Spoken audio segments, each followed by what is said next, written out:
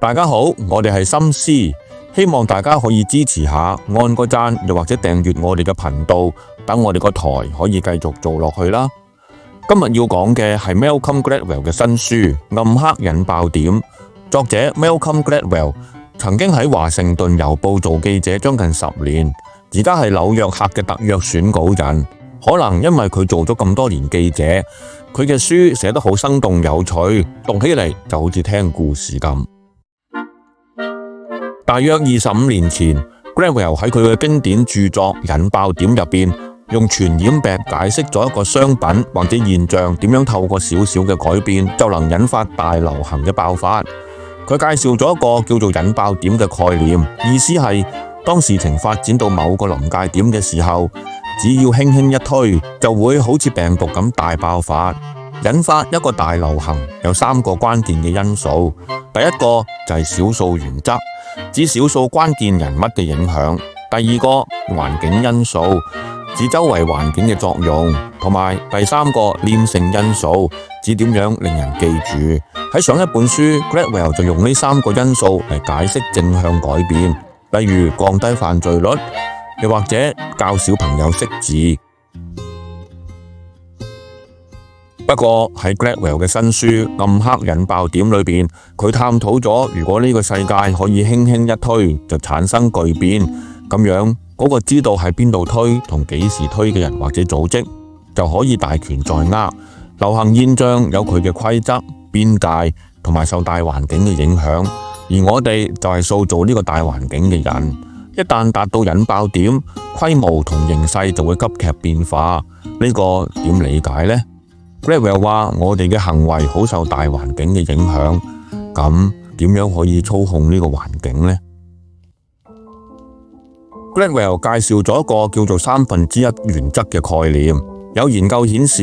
呢個就係引發好多改變嘅引爆點，意思係只要持相反意見嘅人數比例超過1/3，整個社群嘅意見就會倒轉過嚟。做呢個研究嘅係賓夕凡尼亞大學嘅教授。佢設計咗一個線上社群實驗，揾咗一大班參加者，將佢哋分成幾組，每組大約幾十人。研究開始嘅時候，研究人員向每組發出一張相片，大家就要即時輸入相入面嗰個人嘅名。佢哋會即時見到其他人輸入嘅名，如果輸入嘅名唔一致嘅話，就要重複輸入，直至到全組達成共識為止。醒目嘅香港人一定會察覺得到，只要大家堅持輸入同一個名，例如 John，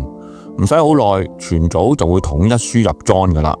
研究顯示，大約喺第15個回合，大家就會對答案達成共識。當大家以為研究結束，其實先至係研究嘅開始。研究人員會引入自己嘅臥底參加者，去顛覆共識。無論主流嘅共識係乜，例如 John， 呢個臥底都會輸入相反嘅名，例如 Mary。研究人員逐漸增加臥底嘅數量，睇下增加到幾多個先至令全組嘅答案由 John 轉做 Mary。結果發現，只要持相反意見嘅人佔大約1/3，整個社群嘅觀念就會逆轉。無論總共人數有幾多，結果都係一樣。只係需要1/3嘅人持有相反嘅意見，整體嘅共識就會翻轉。咁即係話，邊個有能力將呢啲持相反意見嘅人注入主流社會，邊個就可以改變社會嘅意見，向佢想要嘅方向傾斜。除咗影響共識，呢個1/3原則亦會令原本嘅大多數人離開。呢個現象源自於美國嘅白人社區，叫做白人群飛。意思係當有色人種開始進駐白人社區，起初都冇乜事嘅。但係當有色人種嘅比例慢慢上升，達到1/3嘅引爆點嘅時候，白人就會大規模咁離開社區，直至到整個社區以有色人種為主。例如喺底特律嘅羅素5支區，第一個黑人家庭喺1955年搬入，3年之後60%嘅居民已經係黑人啦。再過咗10年，黑人嘅比例就達到90%。咁即係話，如果有人刻意策動社會改造，佢哋只係需要足夠嘅動員能力，咁邊個有咁強大嘅動員能力呢？雖然 Gladwell 用嘅大多數都係美國嘅例子，但係呢啲原則都可以用嚟解釋香港現在發生嘅社會變化，例如移民潮，又或者意見分歧。至於會唔會出現白人群飛嘅現象，就要再觀察耐啲啦。我今次講嘅就係咁多，本書入邊仲有好多有啟發性嘅例子同理論，有興趣嘅朋友就買本書嚟睇下啦。我哋下次再講啦。再見。